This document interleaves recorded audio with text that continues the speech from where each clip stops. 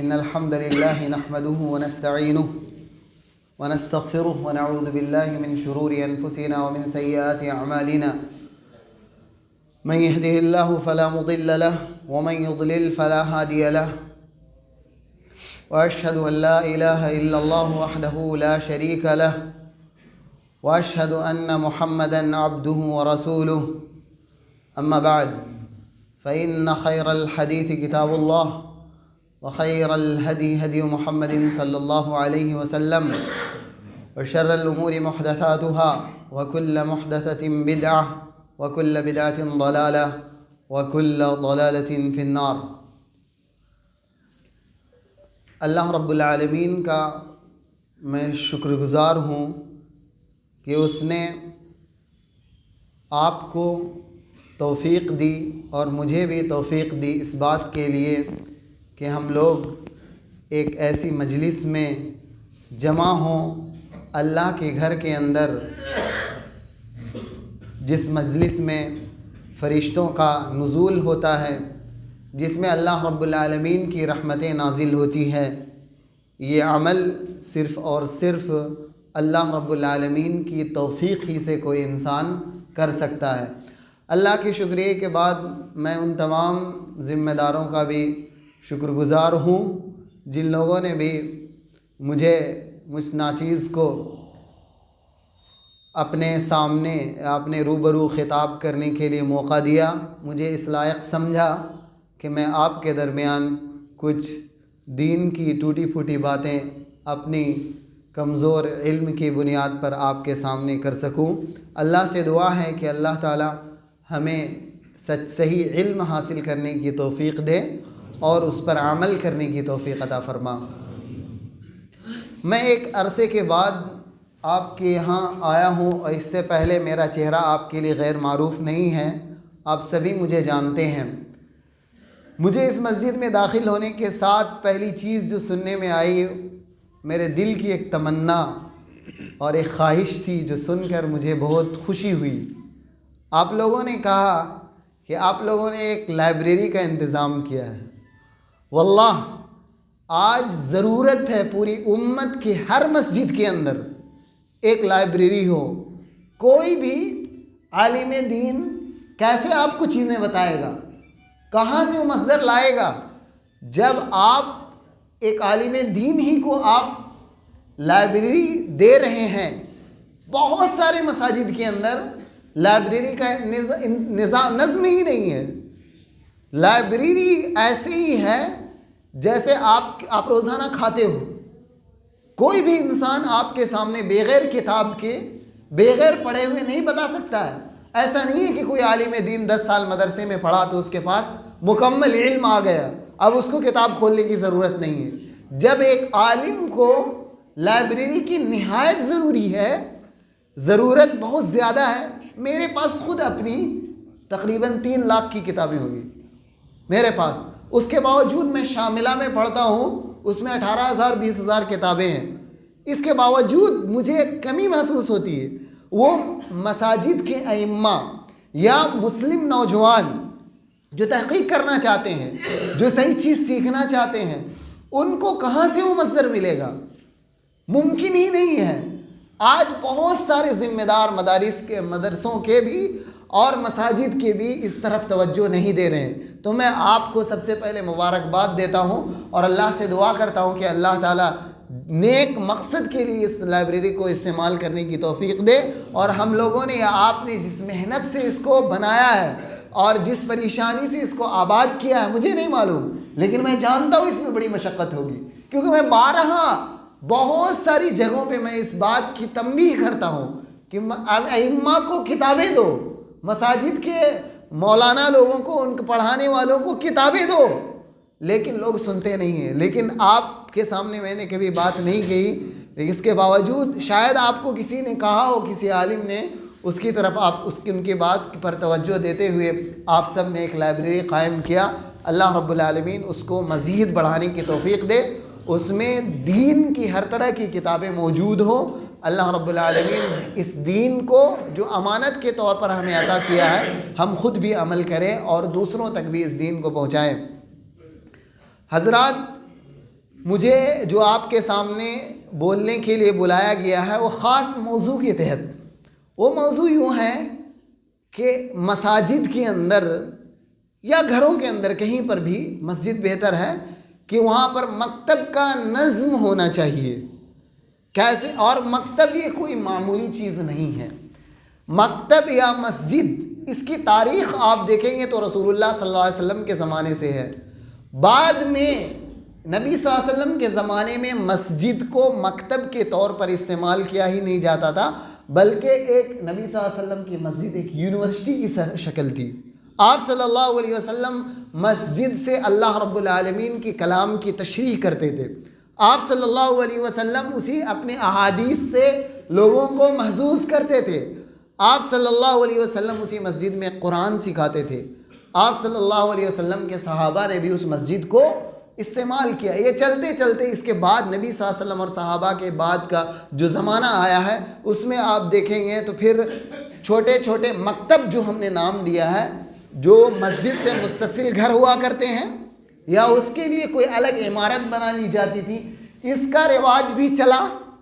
اس کے بعد چوتھی صدی جب آئی، چوتھی صدی میں سن 408 ہجری میں ایک بادشاہ گزرے، نظام الملک، جو سلجوقی بادشاہوں کا ایک بادشاہ تھا، اس خاندان کا ایک فرد تھا جس کا نام نظام الملک تھا، یا شاید ان کی کنیت ہو۔ تو وہ نظام الملک، اس بادشاہ نے سسٹم جو ہم لوگ آج کہتے ہیں کہ مدرسہ میں نظامی ہے، درس نظامی پڑھ کر آؤ، درس نظامی، آج مدرسے کے اندر یہ چیز جو لوگ بھی مدرسے کے تعلق سے علم رکھتے ہیں ان کو معلوم ہے کہ درس نظامی، تو درس نظامی کی تاریخ 1000 سالہ پرانا ہے۔ تو وہاں پر اس نے مدرسے کا انتظام کیا اور وہاں پر سلیبس مقرر کیا گیا اور پھر تعلیم کا سلسلہ جاری ہوا جو آج تک جاری ہے۔ میں اس میں اچھائی یا برائی کی طرف بات نہیں کرنا چاہ رہا ہوں، اس میں نصاب کے اندر کیا چیزیں ہیں کیا نہیں ہیں۔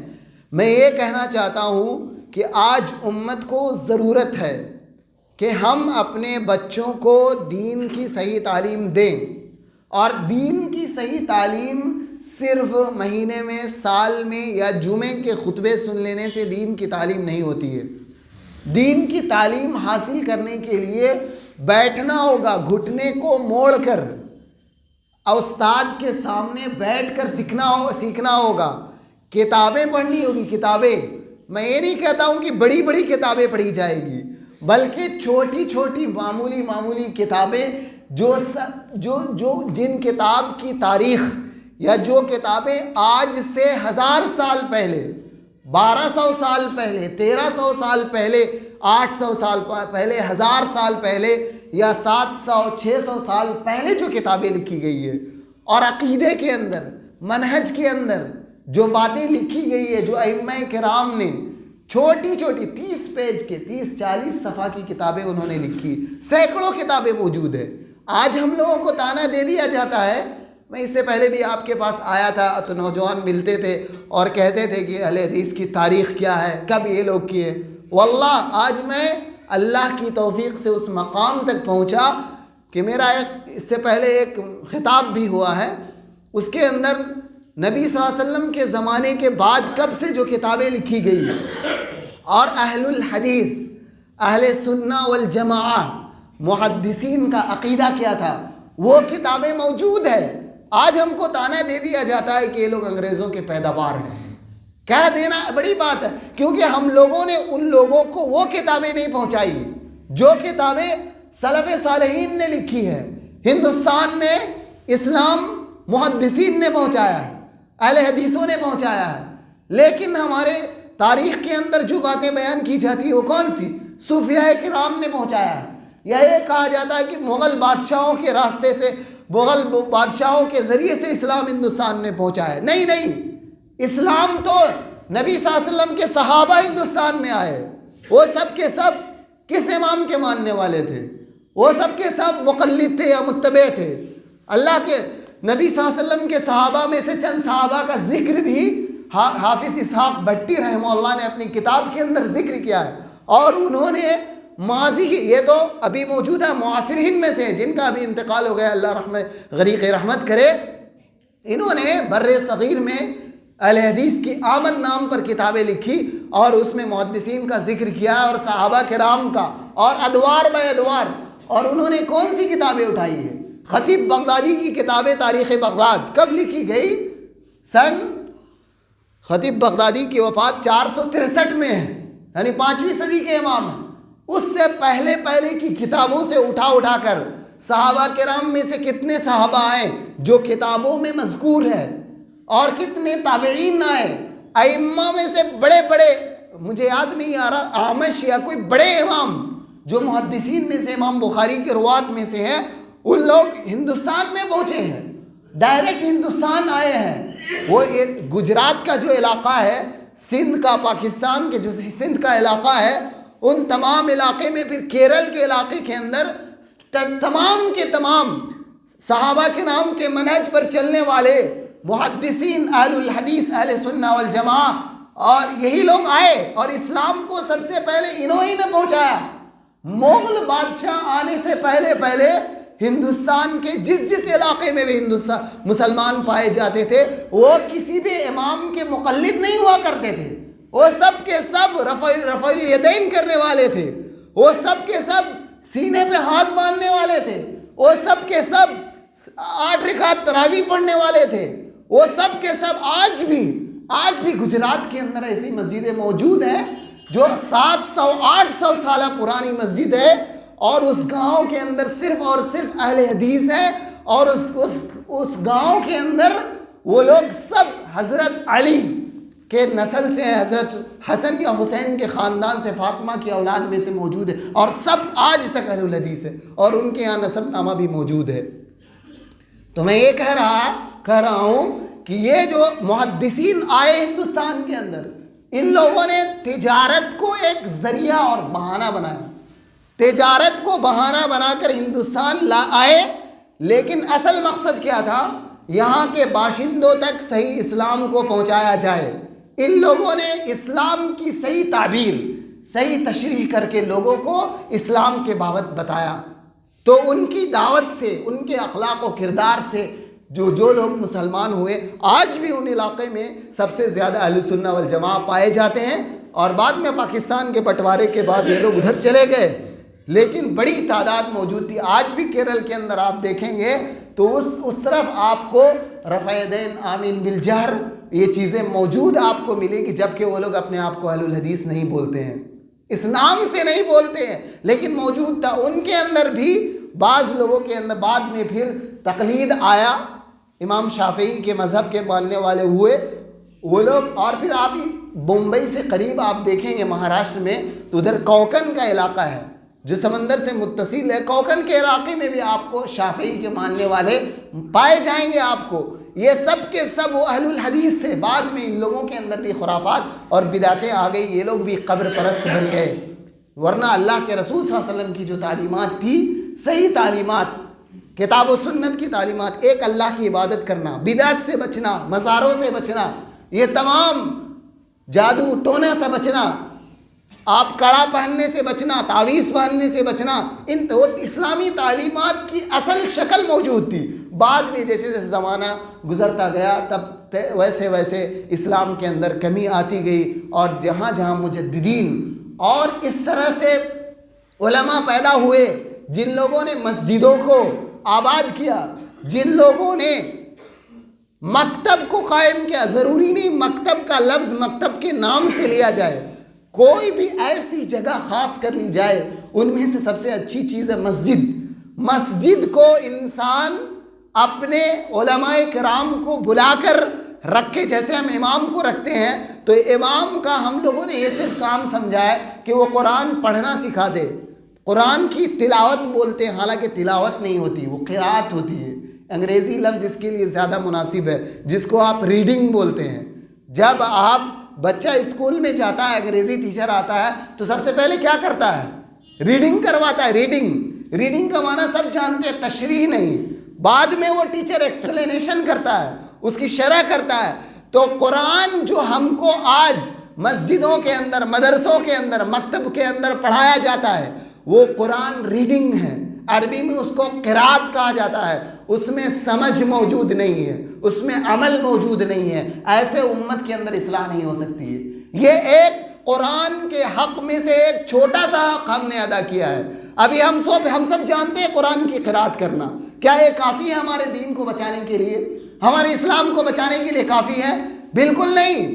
آپ کو، ہم لوگوں کو مکتب کی شکل کو بدلنا ہوگا۔ مکتب کی شکل بدلنے کا مطلب یہ ہے کہ اس میں چند چیزوں کا اضافہ کرنا ہوگا۔ آپ کو قرآن ہم اپنے بچوں کو پڑھائیں گے، قرآن کی تلاوت کروائیں گے، یعنی قرات کروائیں گے۔ قرات کے ساتھ ساتھ جو صورتیں امام یاد کرواتا ہے یا مسجد کا جو امام موجود ہوتا ہے، ہمارے جو مولانا موجود ہیں آپ کے، جو ان کو وہ قرآن سکھائیں گے، یعنی ریڈنگ کرنا، اور ساتھ میں ان صورتوں کا معنی بتائیں گے جو صورت نماز میں زیادہ پڑھی جاتی ہے۔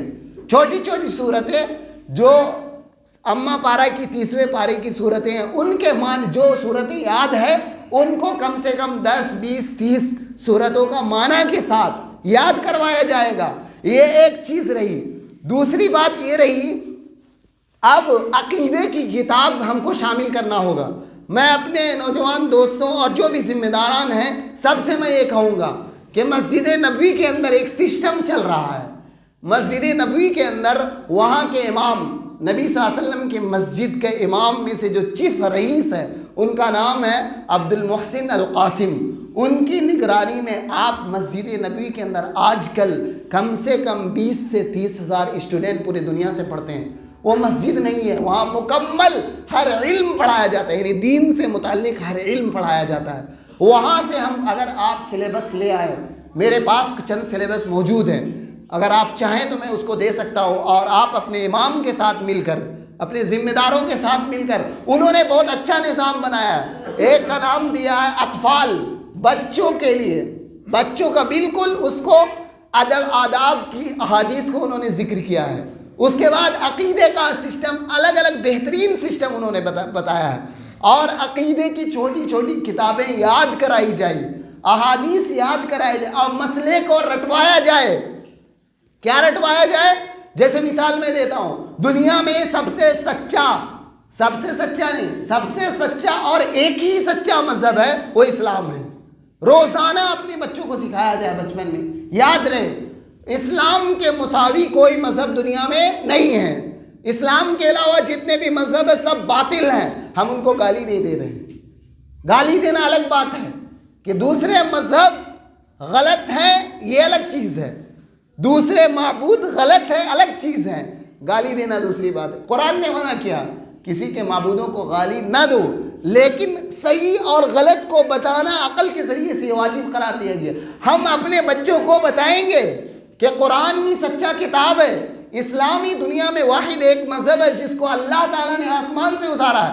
پہلے جتنے بھی مذاہب دنیا میں آئے ہیں وہ تمام کے تمام مذاہب باطل ہو چکے ہیں، ان کا ٹائم ایکسپائر ہو چکا ہے، وہ کل لغو کل عدم ملغا ہو چکے ہیں، اس کی ویلیڈیٹی نہیں رہی، چاہے عیسائیت ہو یا یہودیت ہو یا دوسرے ابراہیم علیہ السلام کا دین ہو، کوئی بھی دین اب دنیا میں باقی نہیں رہا۔ یہ چند اسباق ہیں جو ہم کو اپنے بچوں کو سکھانا۔ میں ایک مثال دے کر بتایا ہوں، بہت ساری باتیں ہیں، انسان سمجھتا نہیں ہے، انسان یہ کہتا ہے سب مذہب ایک ہے، سب مذہب ایک ہے، سب مذہب محبت کی تعلیم دیتا ہے۔ انسان یہ کہتا ہے کہ محبت کرنا ہی عبادت ہے، انسان یہ تعلیم دیتا ہے، آج اسکولوں میں بتایا جاتا ہے کہ انسان کی آپ خدمت کرے یہی سب سے بڑی عبادت ہے۔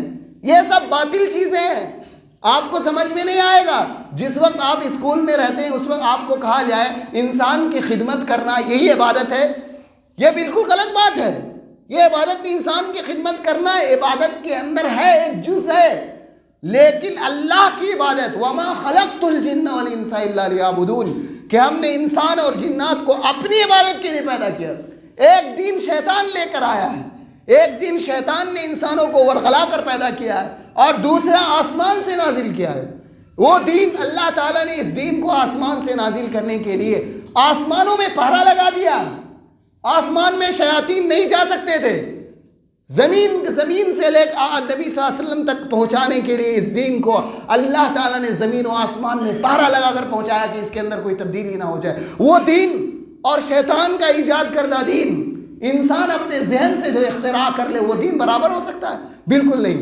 تو میں یہ کہہ رہا تھا مکتب میں یہ چھوٹی چھوٹی بنیادی باتیں کتابوں کی شکل میں ہم اپنے بچوں کو پڑھائیں گے، تبھی جا کر ہم اپنے بچوں کی حفاظت کر پائیں گے ان کی ملحد ہونے سے۔ کافر بن جا رہے ہیں ہمارے بچے، معلوم ہے۔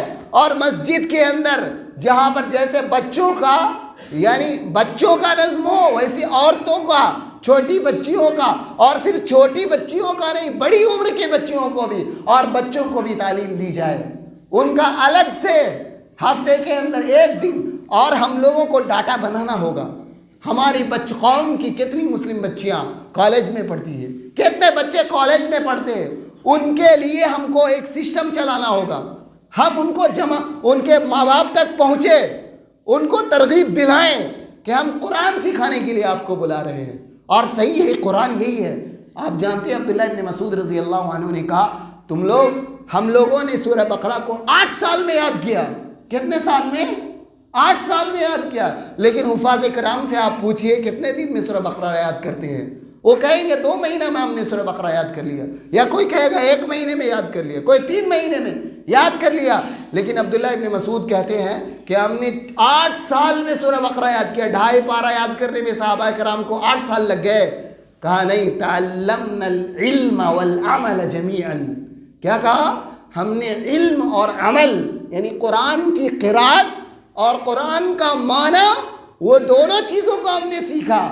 اور اس کے بعد جب ہم ایک آیت کو پڑھ لیتے تھے، اس کا معنی نبی صلی اللہ علیہ وسلم سے سیکھ لیتے تھے اور اس پر عمل کرنے لگ جاتے تھے، تب ہم دوسری آیتوں کی طرف بڑھتے تھے، اور اس طرح سے ہمیں سورہ بقرہ کو یاد کرنے میں 8 سال لگ گئے۔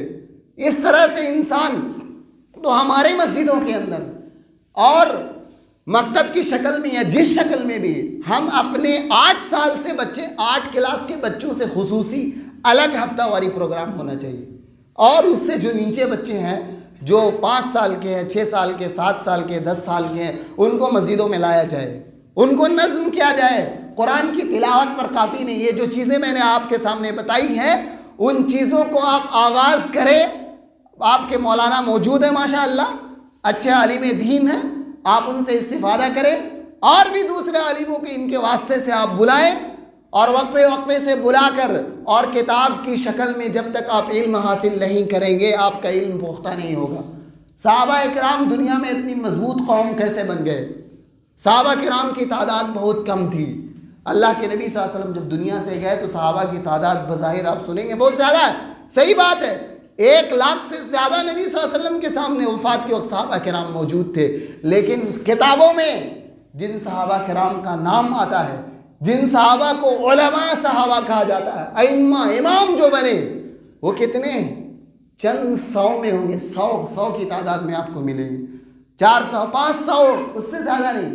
ان صحابہ میں سے محدثین جو بنے، بہت ساری احادیث کو جنہوں نے یاد کیا، وہ کتنے ہیں آپ جانتے ہیں؟ 7 صحابہ آپ کو ملے گا، جس میں مکثرین فی الروایہ، نبی صلی اللہ علیہ وسلم سے حدیث کو سب سے زیادہ روایت کرنے والے صحابیوں میں سے 7 صحابی ہیں۔ سب سے بڑے صحابی ابو ہریرہ رضی اللہ عنہ، سب سے زیادہ حدیثیں روایت کرنے والے۔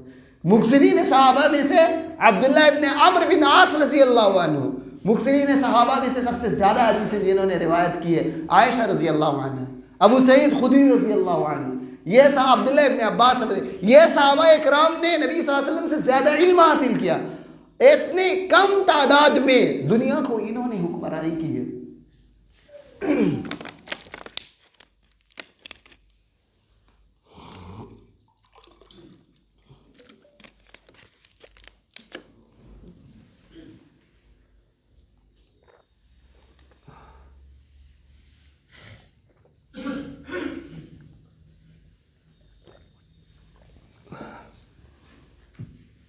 میرے بھائیو، حکمرانی ہم اور آپ کیا سمجھتے ہیں؟ سیاست کرنے سے ملتی ہے؟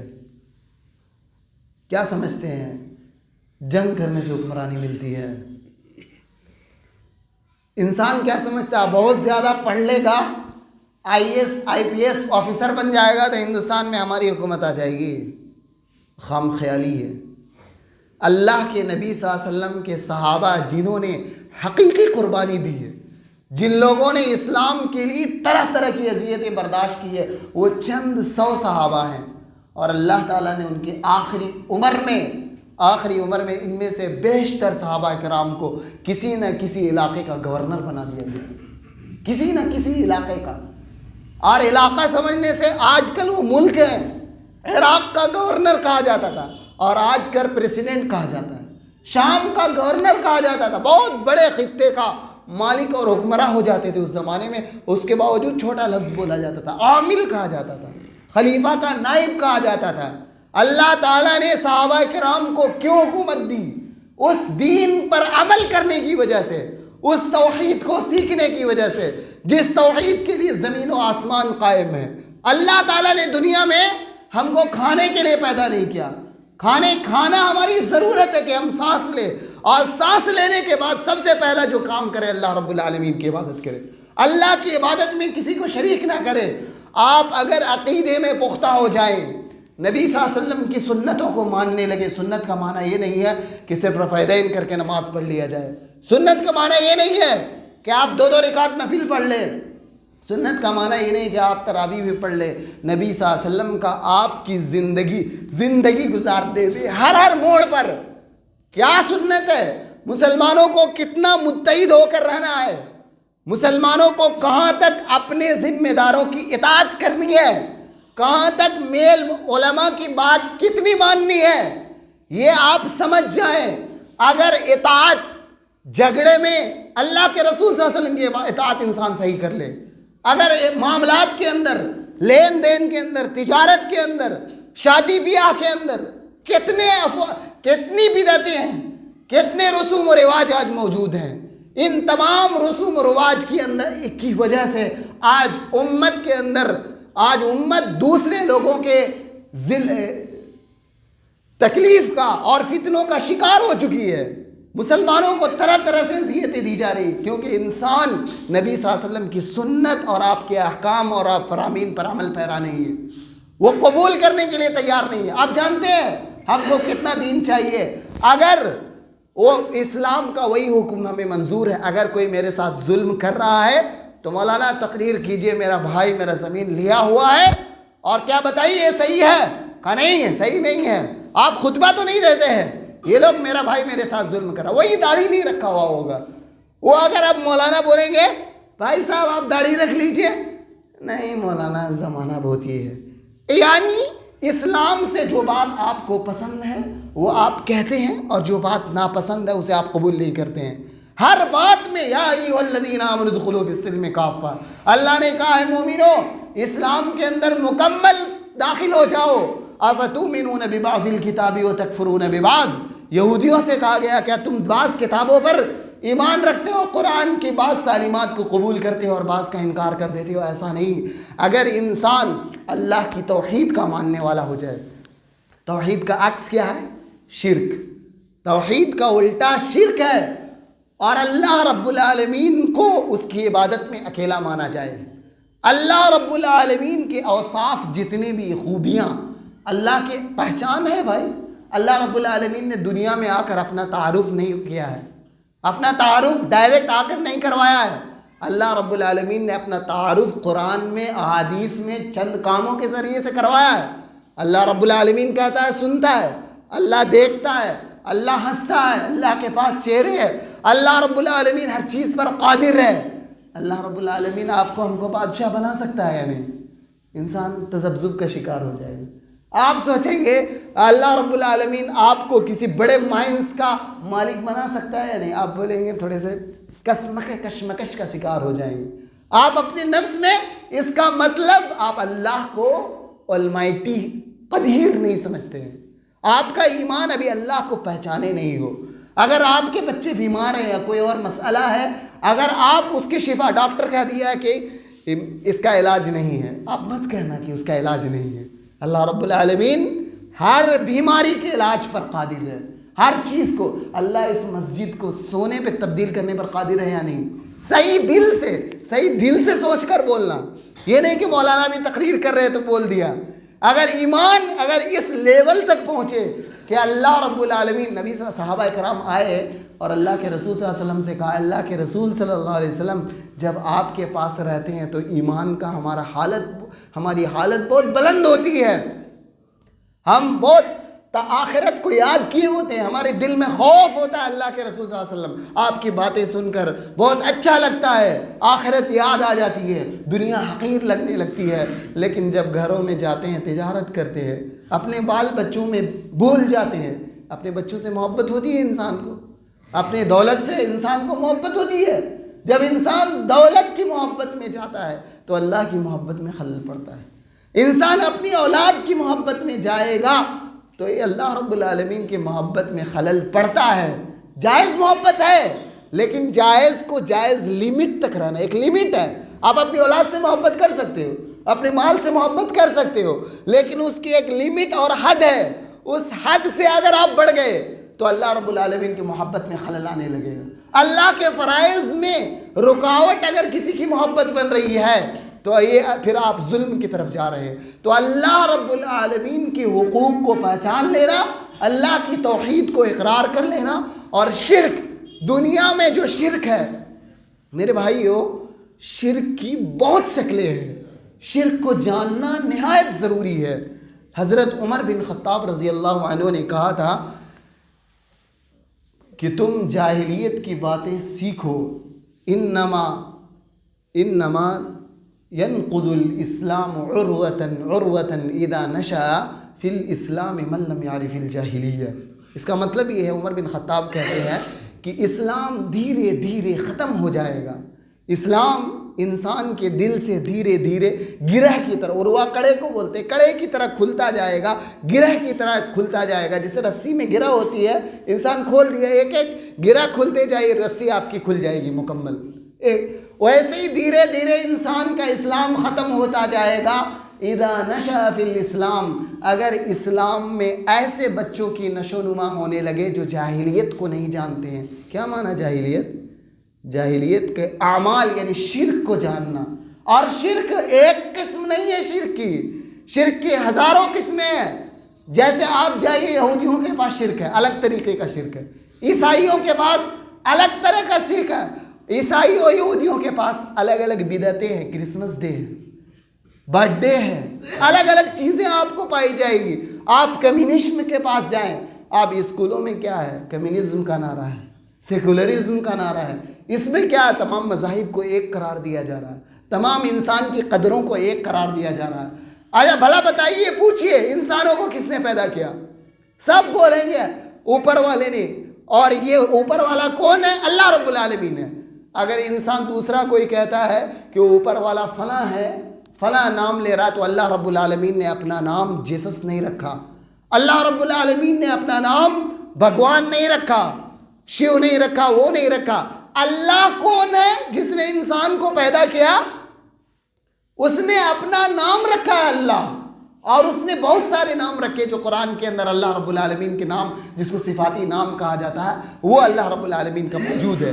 اللہ رب العالمین نے، وہ ہے اصل بھگوان۔ اور یہ جو سیکولر جو کہتے ہیں، اور یہ اس کا فتنہ بہت زیادہ چل رہا ہے، آپ بی جے پی یا آر ایس ایس والے لوگوں کو غلط سمجھتے ہوں گے، لیکن میں بہت زیادہ غلط نہیں سمجھتا ہوں۔ کیوں نہیں سمجھتا ہوں؟ غلطیاں ہے، لیکن ان کی وجہ سے آج ہمارے ایمان میں پختگی آئی ہے۔ وہ الگ قرار دیتے ہیں مذہب کو اپنے، صحیح بات ہے، ان کا مذہب بالکل الگ، ہمارا مذہب بالکل الگ۔ اس کا مطلب یہ نہیں کہ ہم ان کو نقصان پہنچائیں یا ہم اجازت دے کہ وہ ان کو نقصان پہنچائیں، دونوں رہے، لیکن محبت اس انسان سے کیا جائے گا جو اپنے رب کو پہچان رہا ہے۔ جو انسان اپنے رب کو نہیں پہچانتا، اس سے محبت نہیں کی جا سکتی ہے، وہ جائز ہی نہیں ہے۔ انسان اسکولوں میں اور یہ چیزوں میں، معاشرے کے اندر، ٹی وی چینلوں کے اندر یہ چیزیں، نیوز چینلوں کے اندر آپ کے سامنے یہ چیزیں بیان کی جاتی ہے اور آپ اس کو قبول کرتے ہیں، تو اس معاشرے کے اندر شرک کی مختلف شکلیں موجود ہیں، بہت ساری شکلیں موجود ہیں۔ اس کو تفصیل سے جب آپ مکتب پڑھیں گے اور مکتب میں صحیح طریقہ اور صحیح نظام آئے گا تو آپ کے اندر سے شرک دور ہوگا، معاشرے کے اندر سے شرک دور ہوگا، تب جا کر انسان سنت، اللہ رب العالمین کا حق توحید، شرک سے بچنا اور سنت اس سے پہلے بھی بات آئی، نبی صلی اللہ علیہ وسلم کا طریقہ کیا تھا، اور اس کے الٹے والی چیز کون سی ہے؟ سنت کے الٹے والی چیز عکس بدعت ہے۔ ہر طرح کی بدعت سے انسان کو بچنا ہوگا۔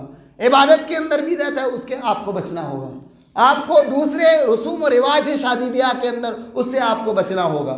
اور میت جنازے کے اندر کوئی اور رسم و رواج آپ کے اندر پایا جا رہا ہے، اگر سنت سے وہ چیز ثابت نہیں ہے تو ہم کو اور آپ کو بچنا ہوگا۔ اگر یہ سنت کو اختیار کرنا اور بدعت سے بچا جائے گا، توحید کو اختیار کیا جائے گا اور شرک سے دور رہا جائے گا، تو اللہ نے وعدہ کیا تعداد کی بنیاد پر حکومتیں نہیں ملتی ہے، پولیٹکس کی بنیاد پر حکومت نہیں ملتی ہے، تعلیم کی بنیاد پر اللہ تعالیٰ بلند نہیں کرتا ہے۔ صرف ایک تعلیم ہے جس کی وجہ سے اللہ رب العالمین انسان کو بلند کرتا ہے، وہ اللہ نے قرآن میں کہا وعد اللہ الذین آمنوا منکم وعملوا الصالحات، جو لوگ ایمان لے آئے، اور نیک عمل کی ایمان لانے کا مطلب اللہ کے حقوق، ایمان لانے کا مطلب نبی کے حقوق کیا ہے، وہ دونوں چیزیں، نبی پر ایمان لانا آخری رسول ہے، لا الہ الا اللہ محمد الرسول اللہ، وعامل الصالحات نیک عمل کرنا، نبی صلی اللہ علیہ وسلم نے جو قانون بنا کر بھیج دیا ہے قرآن کی شکل میں جو موجود ہے، قرآن کی وہ تشریح پڑھنا جس کو صحابہ یا محدثین نے لکھا ہے، محدثین کے زمانے سے جو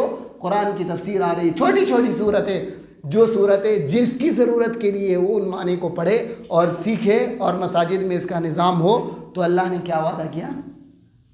اللہ نے وعدہ کیا لَيَسْتَخْلِفَنَّهُمْ فِي الْأَرْضِ، ان کو زمین میں بادشاہ بنائے گا، لَيَسْتَخْلِفَنَّهُمْ فِي الْأَرْضِ وَلَيُمَكِّنَنَّ لَهُمْ دِينَهُمْ الَّذِي ارْتَضَىٰ، اللہ تعالیٰ ان کے دین کو، یعنی دین اسلام کو غالب کر دے گا۔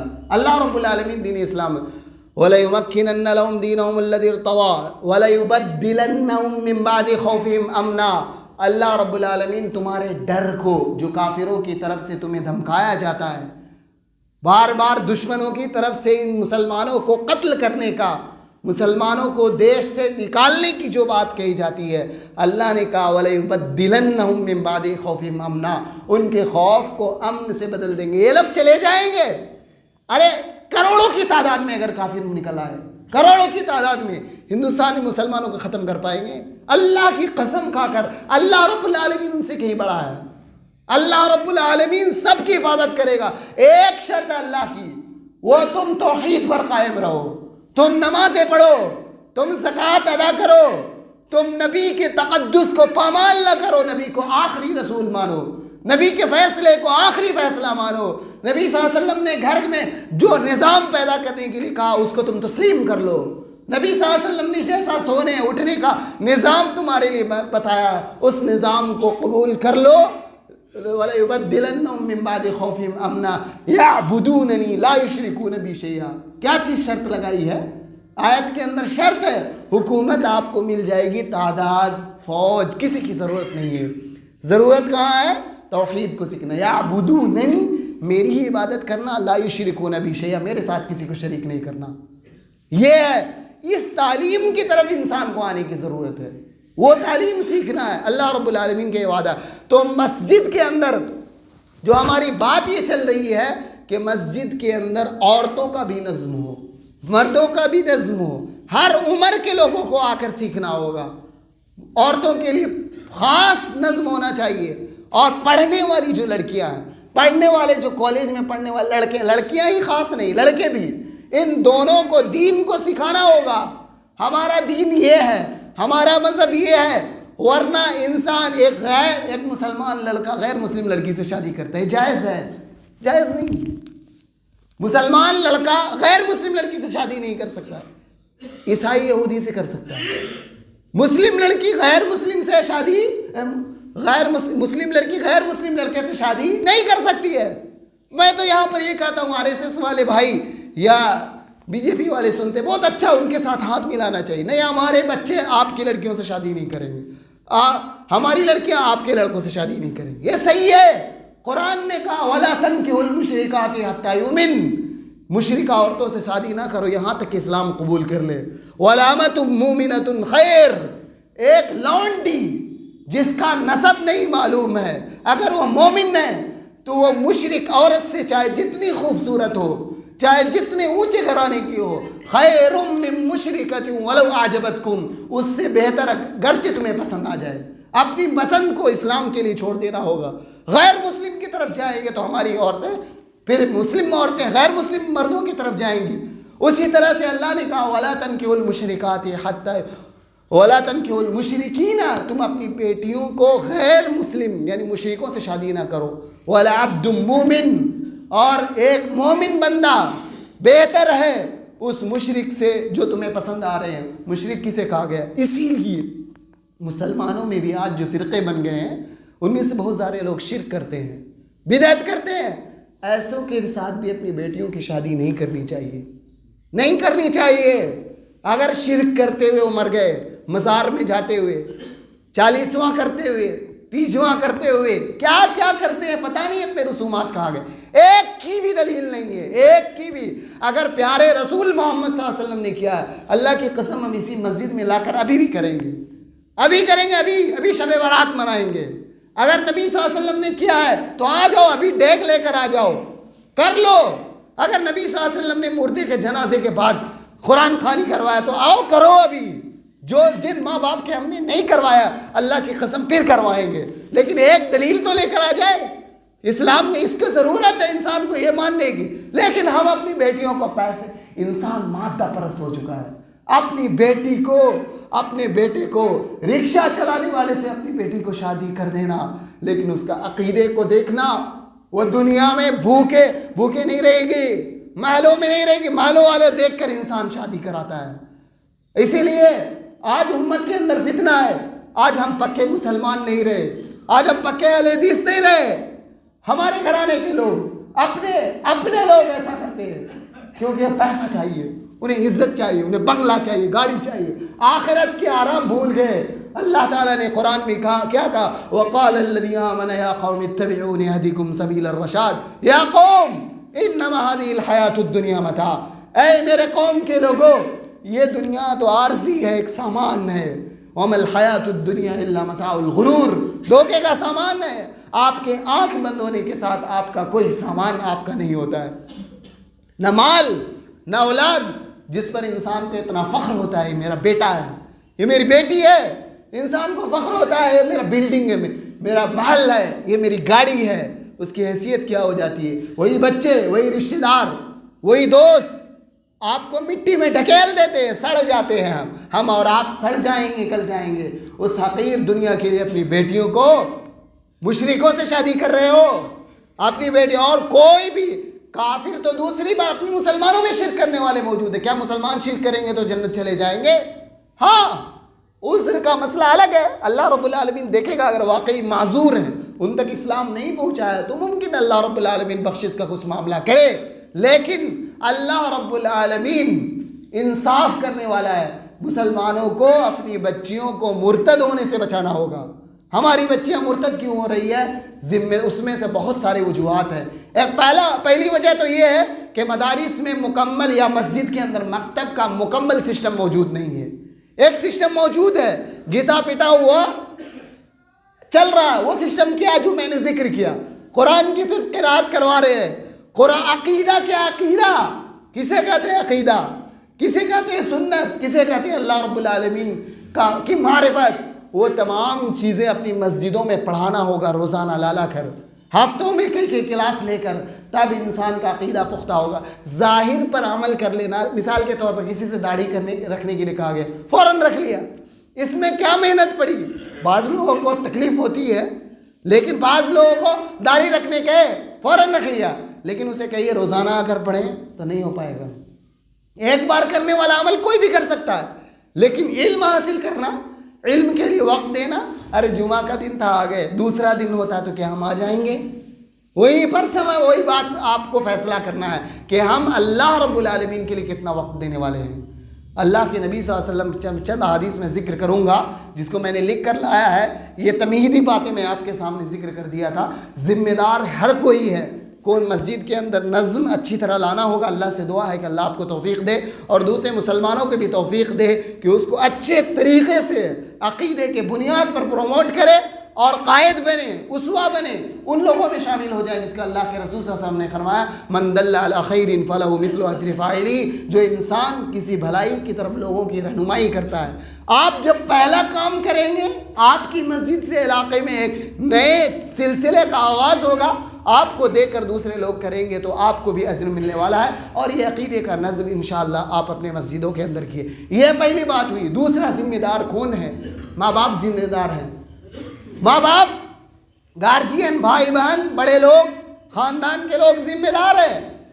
دین ارے کوئی نہیں پڑھاتا، مولانا نہیں ملتے ہیں، تو بتائیے دنیاوی علوم کیسے حاصل کر لیتے ہیں؟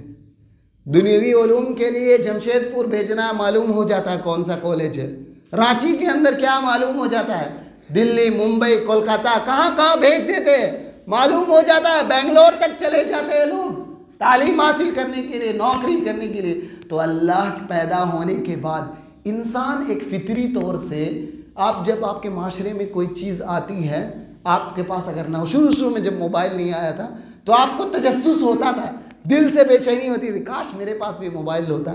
کیسا ہوتا ہے موبائل؟ ٹی وی کے معاملے میں بھی نئی نئی چیزوں کے، ابھی اور بہت ساری ٹیکنالوجی آ چکی، بہت ساری چیزیں، بہت سارے لوگ جانتے ہیں، بہت سارے لوگ نہیں جانتے۔ دل میں کیا تمنا ہوتی ہے؟ انسان کیا تمنا کرتا ہے؟ میں اس کو دیکھوں گا، اس کو جانوں گا، کہ میرے نالج میں تو ہونا چاہیے۔ حتیٰ کہ گاڑی کی مثال لے لیں، جس کے پاس کار نہیں ہو، سوچتا ہے کاش مجھے بھی چلانا آتا۔ کیسے چلاتے ہیں؟ معمولی چیزیں۔ کیا آپ کے ذہن میں، ہر انسان، مسلمان نہیں، ہر انسان یہ ذہن میں آنا چاہیے نا، ہم کو پیدا کرنے والا کون ہے؟ کیوں پیدا کیا ہے؟ اللہ رب العالمین۔ اور ایک چیز، انسان اپنی زندگی میں پریشانیاں دیکھتا ہے، کس کے ساتھ پریشانی نہیں ہے بتا دیں؟ جتنے مسجد میں لوگ ہیں، زندگی میں کوئی نہ کوئی پریشانی نہ ہو، ایک بھی نہیں ہوں گے۔ کون ہے جس کے ساتھ زندگی میں خوشی نہیں ہے؟ سب کے ساتھ خوشی بھی ہے، سب کے ساتھ خوشیاں بھی ہیں، سب کے ساتھ پریشانیاں بھی ہیں۔ عورتیں بھی دیکھیں، عورتیں کے ساتھ بھی مسائل ہیں، مرد کے ساتھ بھی مسائل ہیں، خوشیاں بھی ہیں اور یہ بھی ہے۔ آخر اللہ رب العالمین کیوں تکلیف دے کر، اب دیکھیں بچے، عورت ولادت کرتی ہے، اللہ رب العالمین بچہ پیدا کرنے کا تکلیف دیتا ہے اسے، اللہ کو کیا فائدہ؟ اللہ کو کیا فائدہ تکلیف دے کر؟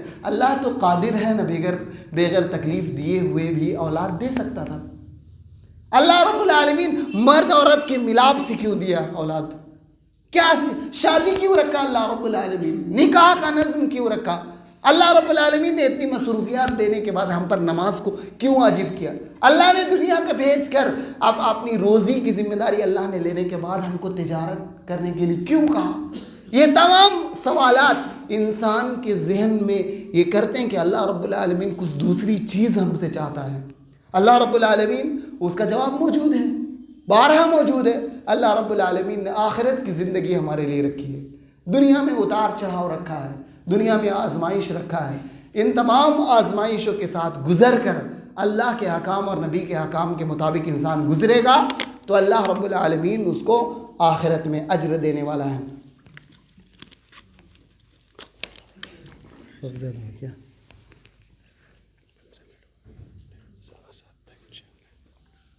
ٹھیک ہے۔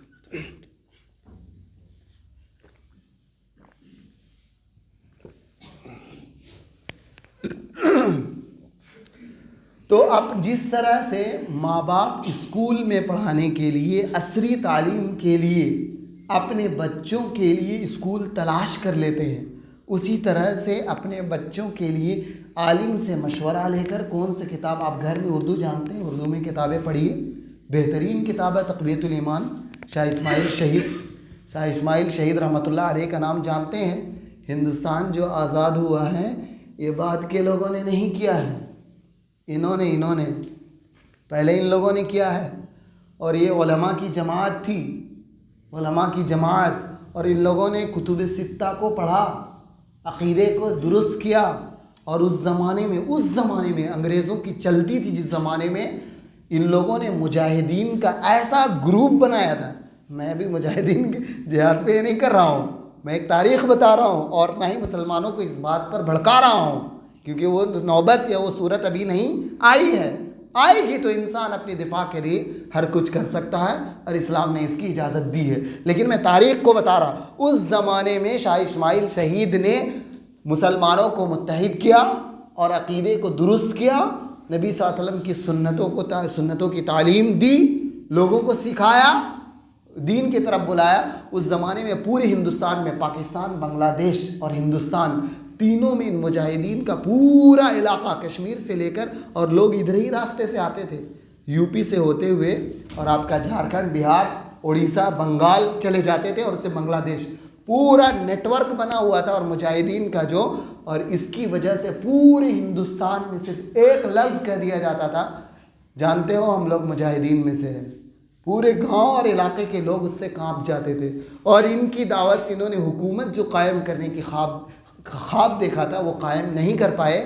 یہ بالا کوٹ میں پنجاب کے اندر جنگ کرتے ہوئے شہید ہو گئے، ان کو لوگوں نے دھوکہ دیا، مسلمانوں ہی میں سے، تو دھوکہ دینے کے بعد وہاں شکست ہو گئے تھے وہاں پر، جس کی وجہ سے بعد میں یہ چیزیں ہندوستان کی فتح کا سبب بنی۔ اصل یہ لوگ تھے، اور اگر وہ لوگ کامیاب ہو جاتے تو اس ہندوستان میں مسلمانوں کی اور صحیح کتاب و سنت پر عمل کرنے والے لوگوں کی بہترین حکومت رہتی۔ تو اللہ رب العالمین نے ان کے ساتھ بہت بڑا کرشمہ کیا، اس میں یہی راز ہے میرے بھائیوں، راز اس لیے ہے، آج آپ یہ بھی دیکھیں پوری دنیا میں، امریکہ کے اندر، آپ رشیا کے اندر، دوسرے بڑے بڑے مغربی ممالک کے اندر، اپنے پارلیمنٹ کے اندر کیا باتیں ہوتی ہیں؟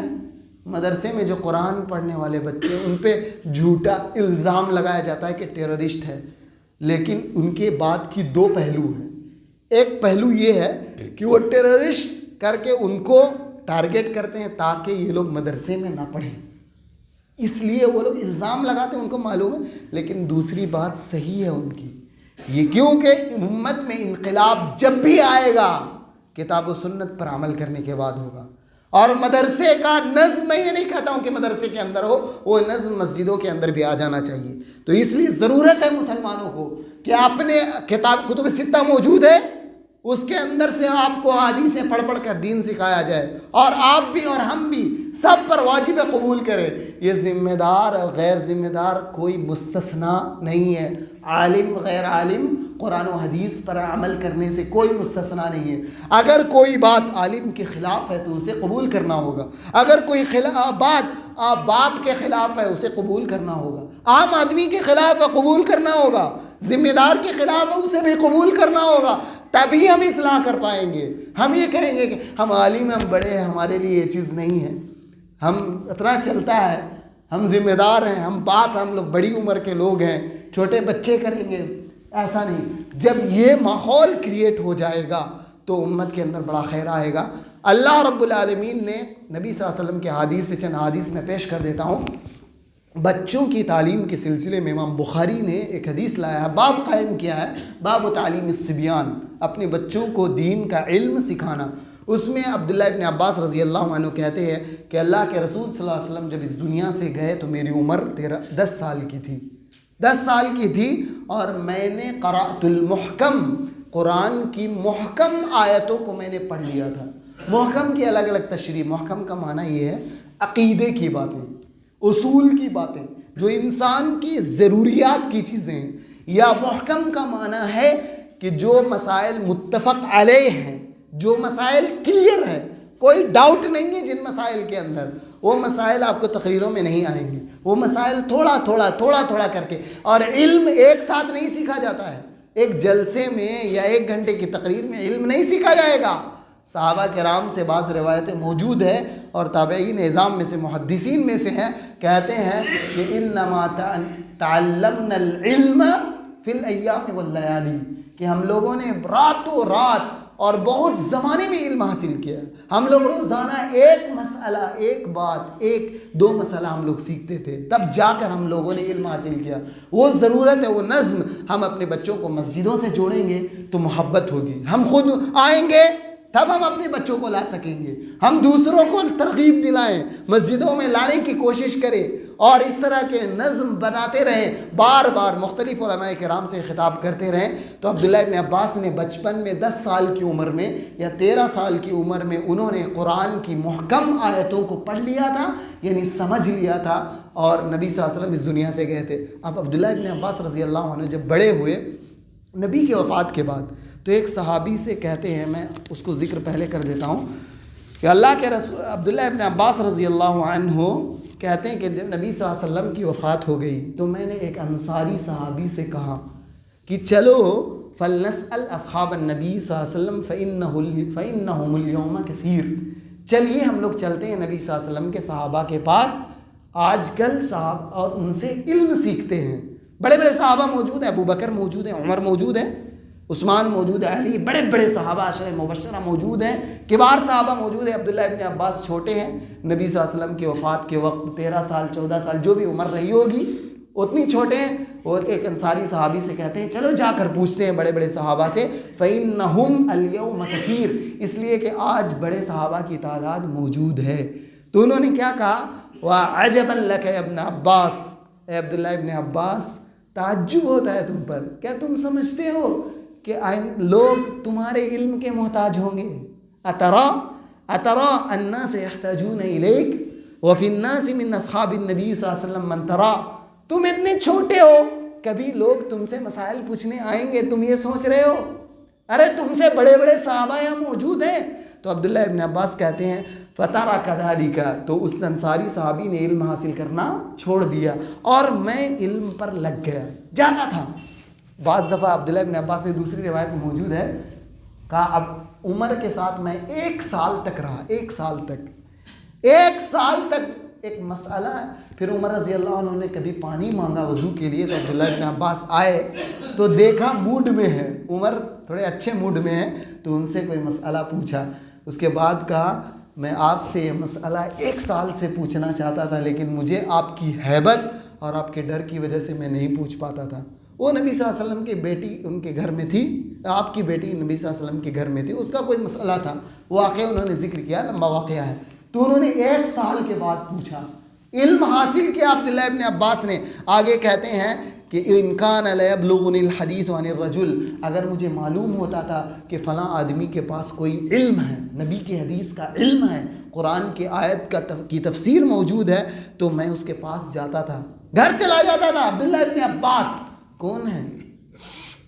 جیسے ہندوستان میں برہمن ہوتے ہیں نا، اس سے بڑے خاندان کے عبداللہ ابن عباس نبی کے چچا کے بیٹے ہیں، یعنی برہمن سے اونچا خاندان ہے، دنیا میں سب سے اعلیٰ خاندان سے رہنے والے ہیں عبداللہ ابن عباس رضی اللہ عنہ۔ جاتے ہیں، بولتے ہیں مجھے جب معلوم ہوتا کہ کسی کے پاس علم ہے تو میں چلا جاتا تھا دوپہر کے وقت اس کے گھر کے دروازے میں، جو وہ قیلولہ کر رہے ہوتے تھے، دوپہر میں آج ہم قیلولہ نہیں کرتے جو سنت ہے، قیلولہ کر رہا ہوتا ہے وہ انسان، میں اس کے گھر کے دروازے میں چوکھٹ پر لیٹ جاتا تھا، چوکھٹ کو تکیہ بنا لیتا تھا۔ اس کے بعد جب وہ نکلتے تھے تو میں ان سے پوچھتا، کہتے ہیں کہ فتصف الریاح، ان کے دروازے پر لیٹا رہتا تھا تو میرے چہرے پر گرد پڑ جاتا تھا، دھول پڑ جایا کرتی تھی۔ پھر وہ نکلتے تھے، مجھے جب دیکھ لیتے تھے تو وہ کہتے تھے اے اللہ کے رسول کے چچیرے بھائی، آپ نے مجھے کیوں نہیں بتا دیا، میں آپ کے گھر آ جاتا۔ تو عبداللہ ابن عباس کہتے کہ نہیں، لالا نہیں، انا حق ان آتیک، طالب علم استاد کے پاس جاتا ہے، اس کے گھر جاتا ہے، میں زیادہ حقدار رکھتا ہوں۔ اس کے بعد میں ان سے حدیث پوچھا کرتا تھا۔ وہ انصاری صحابی جب عبداللہ ابن عباس کی عمر بڑی ہو گئی، مکہ پھر آ گئے، اور مکہ میں وہ درس دیتے تھے اور فتویٰ دیتے تھے خانہ کعبہ کے پاس بیٹھ کر۔ تو ایک دن وہ کھڑے ہو کر دیکھ رہے ہیں اور کہہ رہے ہیں یہ انسان کامیاب ہو گیا، میں تو ضائع ہو گیا۔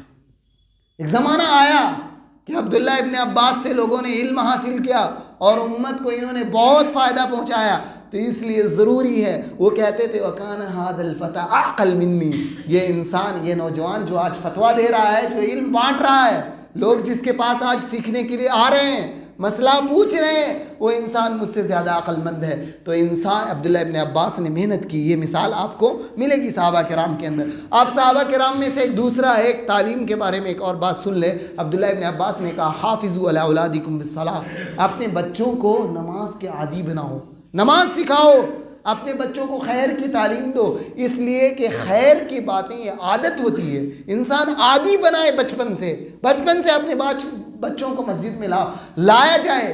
انسان یہ نہ سمجھے، بڑے لوگوں کو میں یہ کہوں گا کہ وہ بچے اگر مسجد میں آ کر شور بدماشی بھی کر رہے ہیں تو اس سے غصہ نہ ہو، اس سے نقصان یہ ہوتا کہ آپ ڈانٹ دیں گے تو وہ بچہ دوبارہ مسجد میں نہیں آئے گا، وہ بچہ نہیں آئے گا، اس کو الگ سے بیٹھا کر سکھایا جائے، سمجھایا جائے۔ عبد الرحمن بن ناصر بن سعدی سعودی عرب کے ایک عالم دین ہیں، میرے استاد کے استاد ہیں، اور ابن عثیمین رحمہ اللہ کے بھی یہ استاد ہے، عبد الرحمن بن ناصر سعدی، ان کی تفسیر سعدی مشہور ہے۔ اس زمانے میں فتنہ ہے کرکٹ کا اور فٹ بال وغیرہ کا، اس زمانے میں بھی لوگوں بچوں کو فٹ بال کھیلتے ہوئے دیکھے، اور نماز کا وقت ہونے جا رہا تھا، عبد الرحمن بن ناصر سعدی اپنے گھر سے نکل کر جا رہے تھے، میدان میں دیکھا کہ لوگ کھیل رہے ہیں، تو انہوں نے بچوں کھڑے ہو کر سوچا تھوڑی دیر، اس کے بعد اپنے جیب سے چھوٹے چھوٹے 5 پیسے والے چاکلیٹ نکالے، اور نکالنے کے بعد لوگوں کو بلایا بچوں کو، اور اس کے بعد سب کو چاکلیٹ بانٹنے کے بعد اس کے بعد بولے چلو مسجد چلتے ہیں۔ سارے بچے ان کے ساتھ آ گئے مسجد میں، اور نماز انہوں نے پڑھی، کھیل کو چھوڑ دیا۔ مال خرچ کیا کیوں؟ تاکہ غلط چیز کو چھڑوایا جائے اور صحیح چیز تک اس کو لایا جائے۔ تو انسان کو اگر ہم مسجد میں اپنے بچوں کو ڈالیں گے، غلطی کریں گے وہ لوگ، بچے کبھی شور کریں گے، چلائیں گے، کبھی دوڑ جائیں گے، لیکن بچوں کو بچوں کے ساتھ نہ چھوڑا جائے۔ مسجد میں کیا بچے بچے کے ساتھ نہ رہیں، اگر بچوں کا سب بنائیں گے تو وہ جھگڑا کریں گے، آپ بڑوں کے ساتھ اس کو لگائیں، کوئی حرج کی بات نہیں، کوئی حرج کی بات نہیں۔ 7 سال 8 سال کے ہو گئے، اگر وہ سمجھدار نہیں ہے تب بھی وہ اکیلا بچہ کبھی بھی شرارت نہیں کرے گا۔ دوسری صف بنانے کی ثبوت نہیں ہے کسی بھی صحیح حدیث سے کہ بچوں کا الگ صف بنائی جائے۔ تو انسان اپنے بچوں کو دین کی تعلیم سکھائے، بچپن سے لائے۔ عبداللہ ابن عمر صحابی رسول ہیں، وہ کہتے ہیں ایک آدمی سے ادب ابنک، تم اپنے بچوں کو دین کی تعلیم دو، اس لیے کہ تم کو پوچھا جائے گا، تمہاری اولاد کے سلسلے میں سوال کیا جائے گا۔ اور بخاری کی مشہور روایت موجود ہے، مسلم کی، کلکم راع وکلکم مسئول عن رعیتہ، تم میں کا ہر انسان ذمہ دار ہے اور راعی ہے، ذمہ دار، اور اس سے سوال کیا جائے گا بچوں کے بارے میں۔ تم نے کہاں تک، عبداللہ ابن عمر یہاں پر کہہ رہے ہیں بچوں کو سکھاؤ دین، ورنہ مرتد ہو جائیں گے، بچوں کو دین سکھاؤ، ورنہ بہت سے ایسے اعمال کریں گے جو قیامت کے دن تمہارے اوپر یہ بچے کھڑے ہو جائیں گے، غریبان پکڑ کر، یہ میرا باپ تھا دنیا میں، کھانا تو کھلایا تھا لیکن دین کی تعلیم اس نے نہیں دی تھی۔ اس کے بعد کہا قیامت کے دن کھڑے ہو کر یہ لوگ پوچھیں گے، اللہ تعالیٰ پوچھے گا اس بچے کو کیا سکھایا؟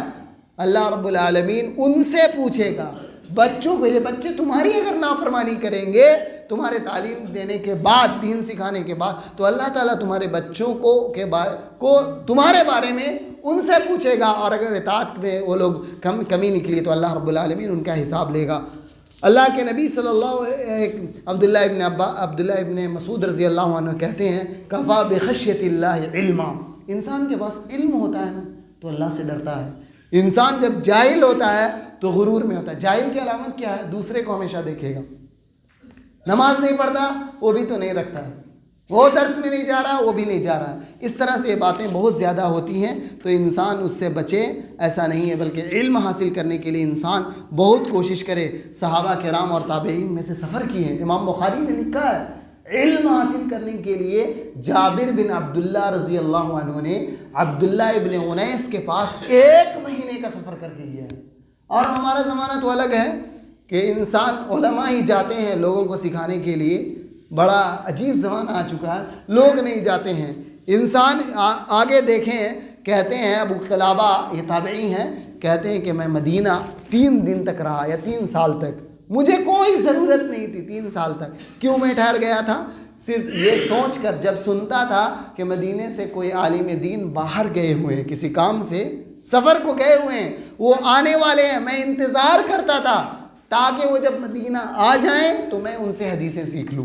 یہ صحابہ کے، یہ تابعین کا آپ کا مثال۔ آپ تابعین کی دوسری مثال ابو العالیہ کہتے ہیں کہ ان کن، ابو العالیہ کون ہیں؟ یہ بھی تابعین میں سے ہیں، کہ ہم لوگ بصرہ کے اندر، بصرہ مدینے سے کافی دور ہے، عراق کے اندر، اس زمانے میں اور دور تھا، ہم لوگ بصرہ میں جب تھے تو سنتے تھے کہ صحابہ کرام مدینے کے اندر موجود ہیں اور نبی صلی اللہ علیہ وسلم کی احادیثوں کو بیان کرتے ہیں۔ تو کہتے ہیں وہ کہ ہم لوگوں تک کوئی آدمی آتا تھا، مدینے سے علم حاصل کیا اور بصرہ میں ہم کو حدیثیں سنا دیا، لیکن ہم جانتے کہ وہ زندہ ہے، وہ صحابی رسول زندہ ہے، تو ہم لوگ بصرہ سے پھر سفر کر کے جاتے تھے، ہمیں اطمینان ہی نہیں ہوتا تھا، جاتے تھے مدینہ اور پھر ان سے علم حاصل کرتے تھے۔ اس لیے علم حاصل کرنا نہایت ضروری ہے۔ عبداللہ ابن عباس کہتے تھے کہ نبی صلی اللہ علیہ وسلم کی سب سے زیادہ حدیثیں انصار کے اس قبیلے کی طرف اشارہ کر کے کہتے تھے اس کے گھرانے کے لوگ نبی صلی اللہ علیہ وسلم کی حدیثیں بہت زیادہ یاد کیے ہیں، تو میں اللہ کی قسم میں جان لیتا تو جاتا تھا ان کے پاس، اور وہ لوگ سوئے رہتے تھے، میں چاہتا تو ان کو کہتا کہ ان کو جگا دو، لیکن میں ان کو جگانے کے لیے نہیں کہتا تھا، کیونکہ علم کے پاس جایا جاتا ہے، میں ان کو جگانے کے لیے نہیں کہتا تھا، جب وہ خود سے جاگ جاتے تھے تو مجھے وہ علم سکھاتے تھے۔ ابو سلمہ ایک اور تابعی ہیں، وہ کہتے ہیں کہ لو رفقت بابن عباس، اگر میں عبداللہ ابن عباس کے ساتھ زندگی گزارتا، ان کی صحبت میں رہتا، تو میں ان کے ساتھ بہت علم حاصل کرتا، ان کے پاس بہت زیادہ علم ہے۔ مختلف مثالیں آپ کو ملے گی۔ امام زہری 125 میں وفات ہے، ان کے استاد تابعی ہیں، تابعی ہیں، غالباً صحابہ سے بھی ملاقات کی ہوگی۔ ان کے استاد جو عروہ نام ہے، عروہ کون ہے؟ عائشہ رضی اللہ عنہ کے بھانجا ہیں۔ عروہ کی امی کا نام اسما ہے، اور عائشہ نبی صلی اللہ علیہ وسلم کی بیوی ہیں، تو عائشہ کی بہن کے بیٹے کون ہیں؟ عروہ ہیں۔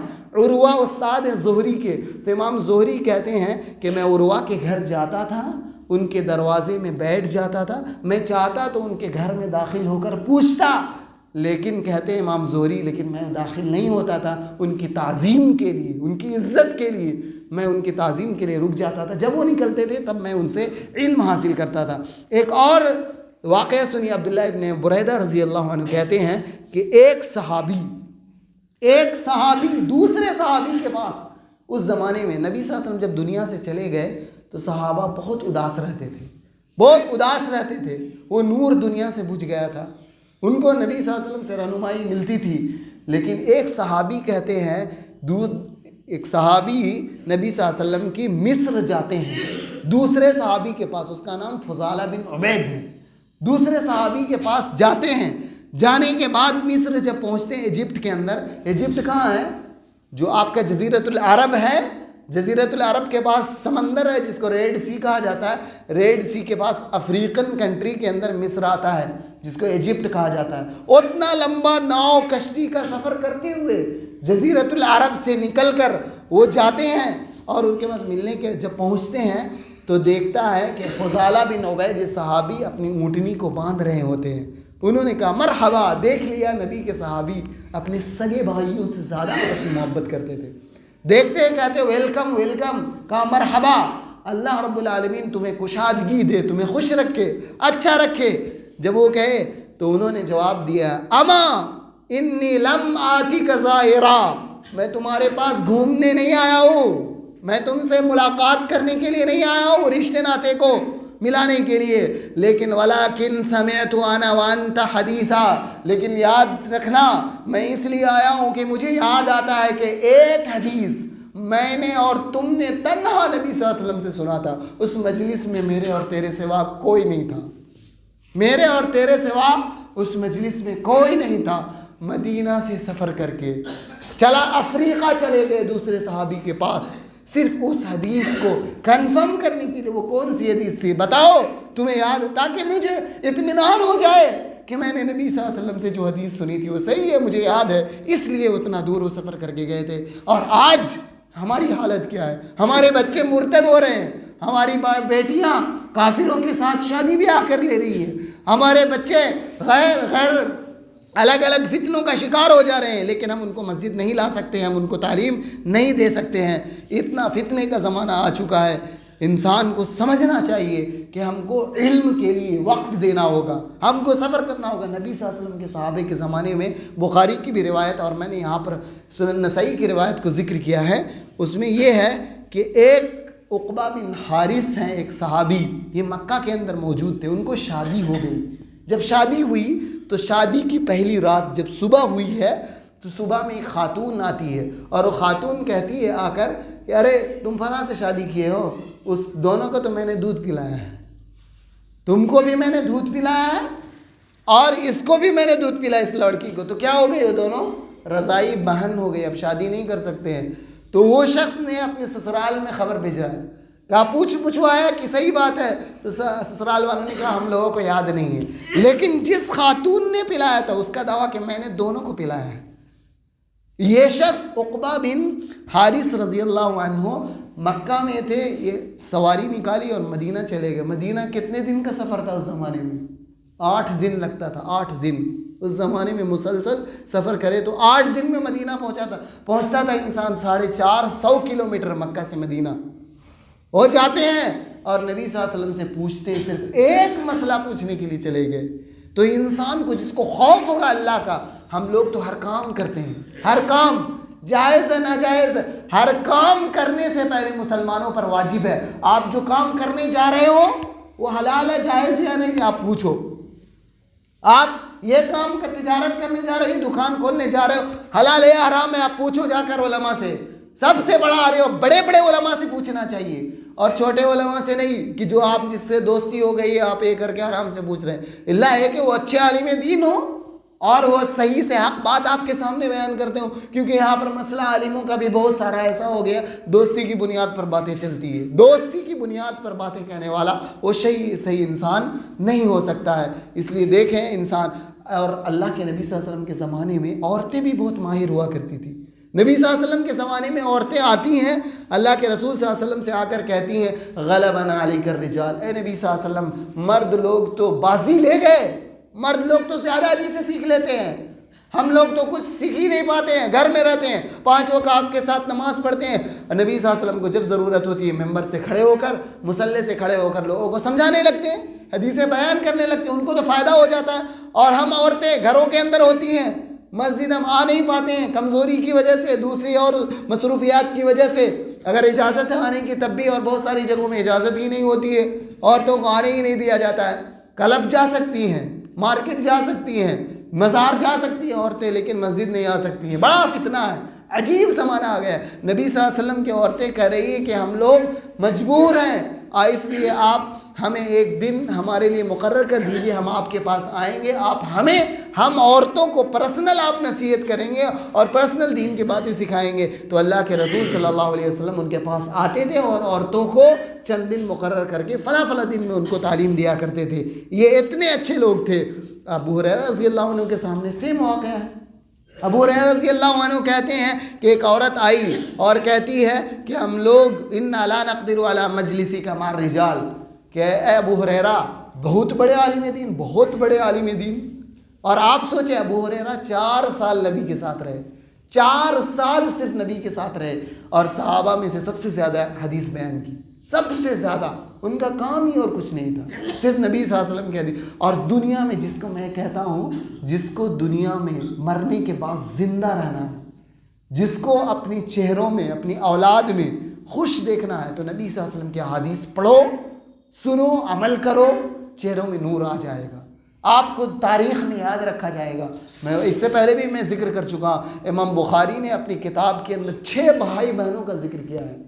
ابن سیرین نام ہے باپ کا, اس میں سے 6 بھائی بہن ہیں اور سبوں نے حدیث روایت کی ہے.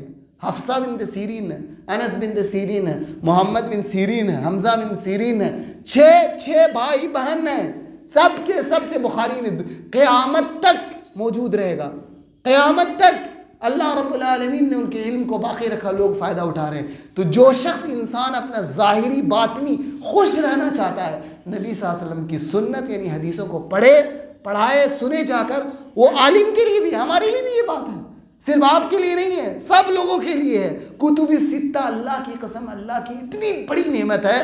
یہ 6 کتابیں جو بخاری, مسلم, ابو داؤد, نسائی, ترمذی, ابن ماجہ ہے, اسی طرح پھر آپ تفسیر کی کتابیں لے لیں, عقیدے کی کتاب اس کے ساتھ ملا لیں, تو بہت اچھی کتاب ہے, اس سے نور ہے. اللہ رب العالمین اس سے امت کو زندہ رکھتا ہے. تو ابو ہریرہ رضی اللہ عنہ کہتے ہیں کہ ایک عورت آ کر کہتی ہے کہ مرد کے ساتھ ہم لوگ بیٹھ نہیں سکتے ہیں. اس زمانے میں بہت پریشانی ہوتی تھی, مرد لوگ پھر بھی بہت کوآپریٹ کرتے تھے. عورتیں پیچھے بیٹھ گئی ہیں, مرد آگے بیٹھے ہیں. مرد بار بار نہیں اٹھتے تھے, مرد آگے ہی دیکھتے رہتے تھے, پیچھے, اور مرد عورت ایک ساتھ ہوتے تھے. نبی صلی اللہ علیہ وسلم کے زمانے میں تھوڑا فاصلہ ہوتا تھا, مرد کے بعد بچے ہوتے تھے, اس کے بعد عورتیں ہوتی تھیں, فاصلہ ہوتا تھا.